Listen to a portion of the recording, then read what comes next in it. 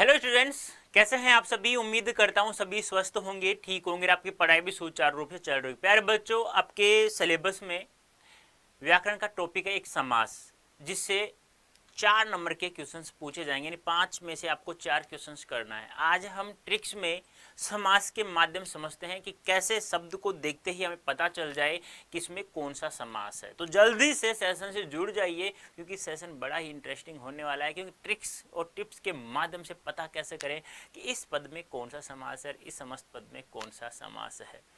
तो प्यारे बच्चों, आप लोगों से पूछा जाए कि समास जो शब्द है वह कितने शब्दों के योग से बना होता है। तो प्यारे बच्चों, ध्यान रखना, 2 शब्दों के योग से बना होता है, सम धन आस। ये भी आपको ध्यान में रखना है, ठीक है, समझ में आया। अब आप लोगों से पूछा जाए कि जो समास शब्द है, वो समास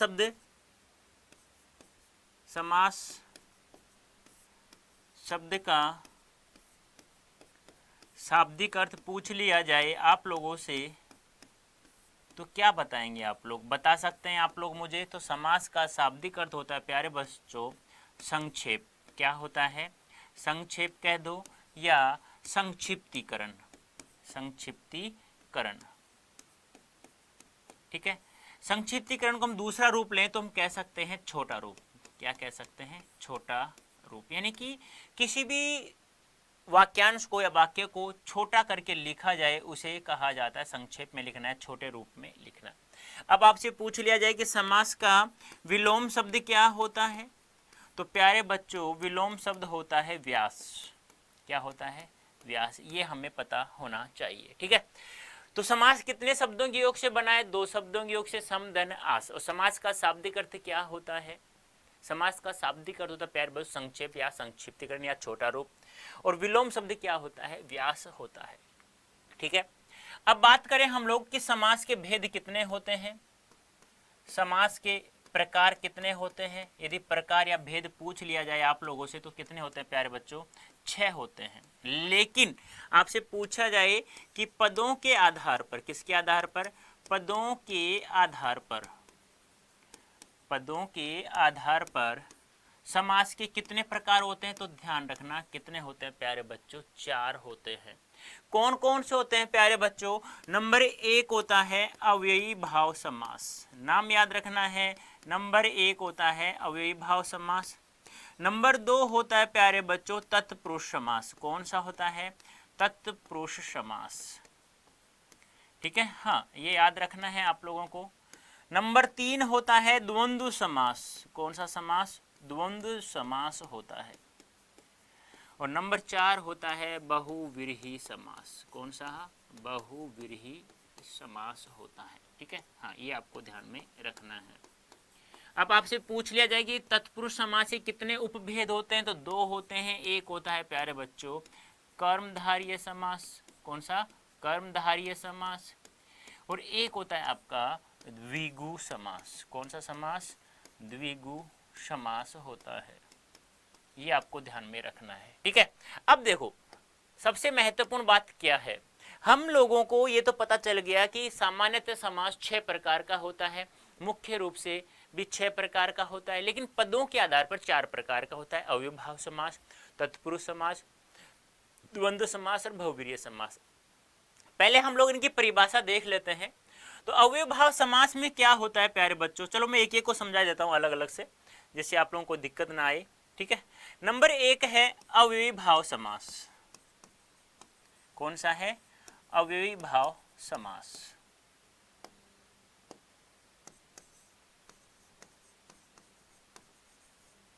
अव्ययभाव समास। अब आपसे पूछा जाएगा निम्नलिखित में से कौन सी विशेषता अव्ययभाव समास की नहीं है, तो कौन कौन सी इसकी विशेषता है वो ध्यान रखना है। नंबर ए है प्रथम, या हम कह सकते हैं पूर्व, या हम कह सकते हैं पहला, यानी कि पहले पद की प्रधानता होती है। आपसे पूछा जाएगा किस समास में पूर्व पद की प्रधानता होती है? पहले पद की प्रधानता होती है। किस समास में होती है पहले पद की प्रधानता? अव्ययभाव समास में।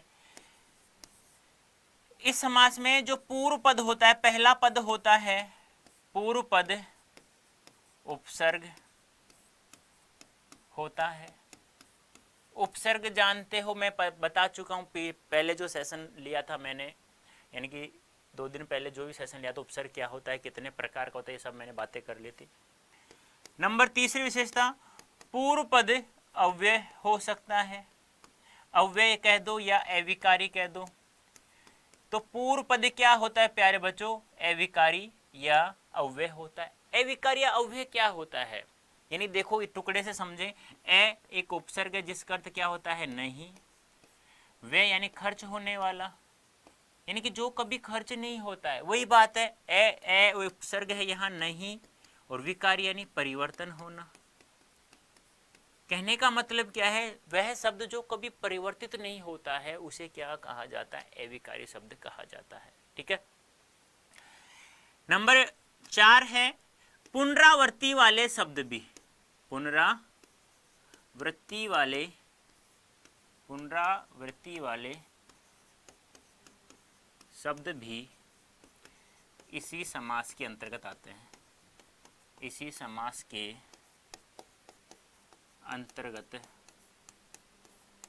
आते हैं, ये आपको ध्यान में रखना है। अब देखो समझने की बात क्या है, मैंने ओ माय गॉड, चलो कोई नहीं, मैं एक बार वापस लिख देता हूं।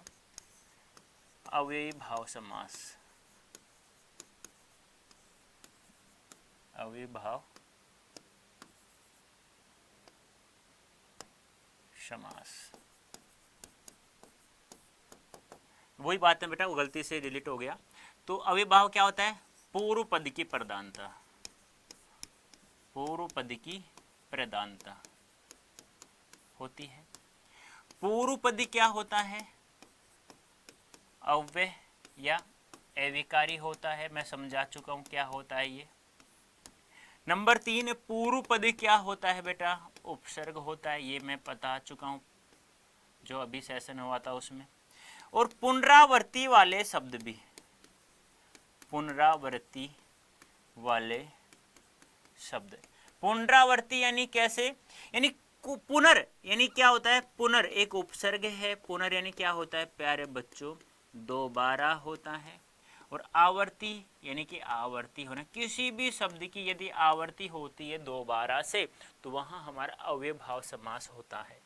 कैसे, वो हम देख लीजिए। पूर्व पद की प्रधानता यानी कि पहले हम देखते हैं पुनरावृत्ति वाले शब्द। देखो तो शब्द को देखते ही पता कर लेंगे कौन सा समास है। देखो जैसे मैं करूं चला चली, देखो चल चल चल 2 बार आ रहा है ना। हाथों हाथ, हाथ हाथ 2 बार आ रहा है ना।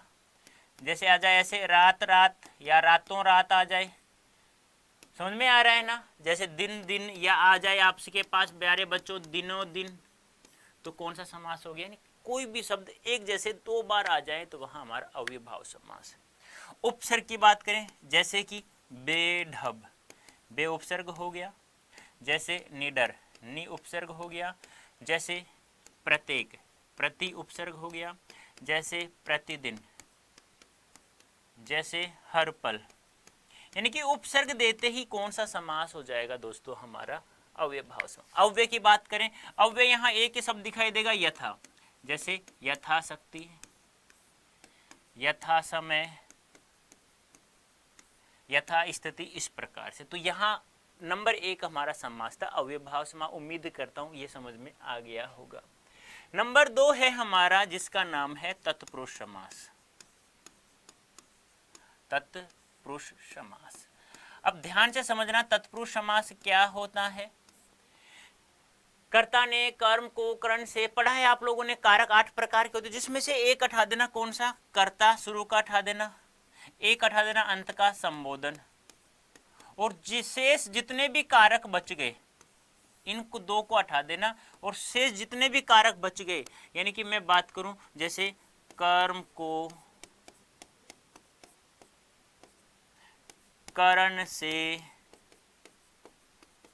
संप्रदान के लिए, समझ गए होंगे आप, उम्मीद करता हूं। तो इन कारक चिन्हों का प्रयोग हो जाता है जिस समस्त पद का समास विग्रह करते समय। जैसे देखो मैंने उदाहरण लिखा जेब कतरा, तो आप क्या कहते हो, जेब को कतरने वाला, जेब को कतरने वाला। तो को प्रयोग हो गया तो कौन सा समास हो गया, कर्म तत्पुरुष समास। ठीक है। जैसे मैंने कहा हथकड़ी, तो आप क्या कहते हो, हाथ के लिए कड़ी, बोलते हो ना। तो के लिए कहाँ आता है, संप्रदान में। जैसे मैंने कहा देशभक्ति, तो क्या हो जाएगा समास विग्रह, देश के लिए भक्ति, देश के लिए भक्ति। के लिए कहाँ आता है, संप्रदान में। इस प्रकार से आप लोगों को करना है। जैसे अब आप कुछ मैं उदाहरण दे रहा हूं, उसका आप लोग बताना है मुझे कमेंट बॉक्स में। जैसे आ गया जन्मांध, इसका मुझे बताना है आप लोगों को। जैसे आ गया लोकप्रिय, जैसे आ गया ईश्वराधीन, इनका मुझे आप लोगों को बताना है। ठीक है। तो दो समास हो चुके हैं। अब जो तीसरा समास है वो कौन सा है, वो है प्यारे बच्चों हमारा द्वंद्व समास। द्वंद्व समास में क्या होता है, इसमें दोनों पद प्रधान होते हैं, दोनों पद क्या होते हैं, प्रधान होते हैं। और ऐसा समास जिसका समास विग्रह करते समय और या आदि इन शब्दों का प्रयोग हो जाता है तो वहां कौन सा समास होता है, द्वंद्व समास होता है। द्वंद्व समास होता है तीन प्रकार का। कितने प्रकार का, तीन प्रकार का। नंबर एक इतरेतर द्वंद्व समास, नंबर दो वैकल्पिक द्वंद्व समास, नंबर तीन समाहार द्वंद्व समास। ठीक है। और का प्रयोग कर देंगे, जैसे माता और पिता। वैकल्पिक या का प्रयोग कर देंगे तो किसका, वैकल्पिक द्वंद्व समास। और आदि का जहां प्रयोग करेंगे वहां पर हमारा समाहार द्वंद्व समास हो जाएगा। जैसे मैं यहां बात करूं, उदाहरण आ गया जैसे कि लाभ हानि, तो आप क्या करोगे, लाभ या हानि, क्या करोगे, लाभ या हानि। इन इतना ही पढ़ना है। कैसे हम लोग पहचानेंगे, जहां आपको और या आदि दिखाई दे। जैसे मैंने कहा अड़ोस पड़ोस, मैंने कहा अड़ोस पड़ोस, तो क्या हो जाएगा, पड़ोस आदि बोल दो, समास विग्रह करोगे तो क्या करोगे, पड़ोस आदि, पड़ोस आदि। या आप लोग कर सकते हैं अड़ोस पड़ोस आदि, अड़ोस पड़ोस आदि, ऐसे कर सकते हैं। देखो इतना समझ में नहीं आएगा एक साथ कि पूरा समाज एक साथ ही समझ में आ जाए, ज्यादा दिमाग पर लोड नहीं रखना है। सबसे पहले हम लोगों ने क्या पढ़ा, बता देता हूँ वापस से। हम लोगों ने पढ़ा कि समास कितने शब्दों के योग से बना है, दो शब्दों के योग से, सम धन आस। फिर हमने पढ़ा कि समास शब्द का शाब्दिक अर्थ होता है, संक्षेप या संक्षिप्तीकरण होता है। फिर हमने पढ़ा विलोम शब्द क्या आता है, व्यास। फिर हम पढ़ा समास कितने प्रकार का होता है, 6 प्रकार का होता है। पदों के आधार पर 4 प्रकार का होता है। प्रथम पद की प्रधानता अव्ययभाव समास में, दूसरे पद की या उत्तर पद की, देखो मैं यहाँ लिख देता हूँ परिभाषा भी आप लोगों को दिक्कत ना आए। यानी कि यहाँ होता है प्रथम पद या पूर्व पद की प्रधानता। ये इसमें तत्पुरुष में होता है क्या है, उत्तर पद, जिसे हम लोग कह सकते हैं दूसरा पद, या हम लोग इसे कह सकते हैं अंतिम पद की प्रधानता। द्वंद्व समास में क्या होता है, यहाँ दोनों पद प्रदान होते हैं। क्या होते हैं, दोनों पद प्रदान होते हैं।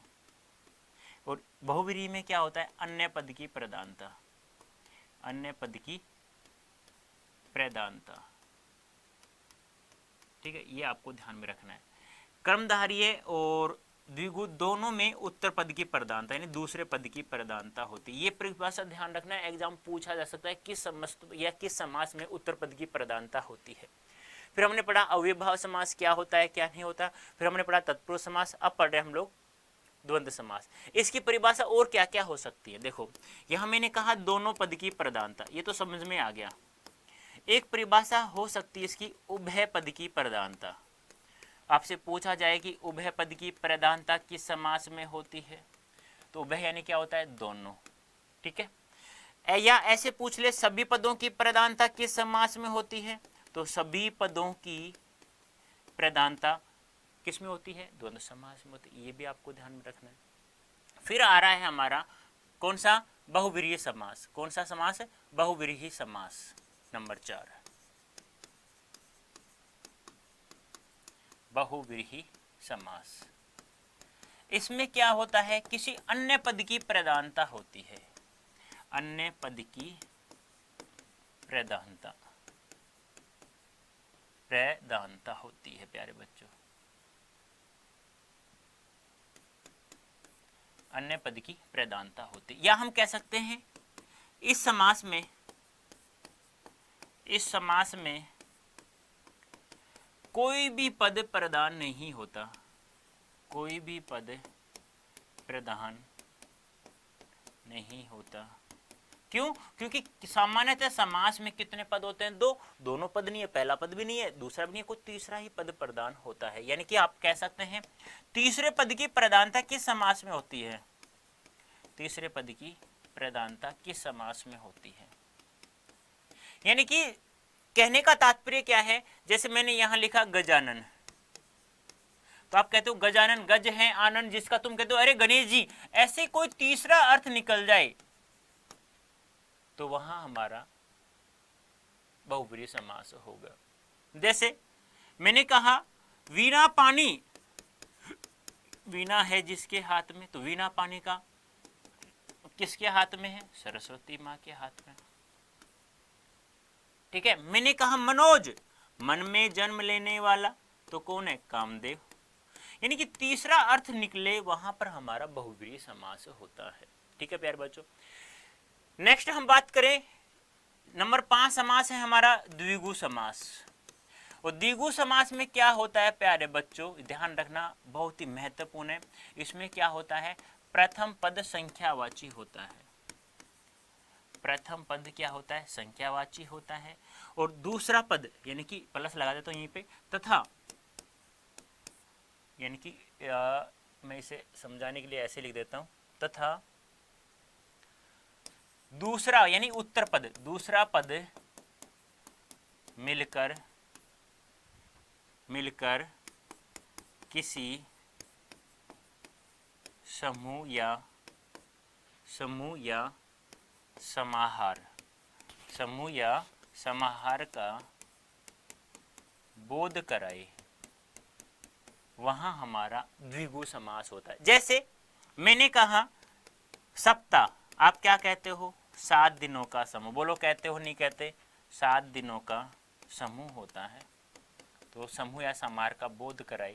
मैंने इसी का समास विग्रह पूछ लिया जाए कि द्विगु समास का समास विग्रह क्या होगा, समास कौन सा होगा, तो 2 गायों का समाहार। बस ये ध्यान आपको रखना है। आया समझ में।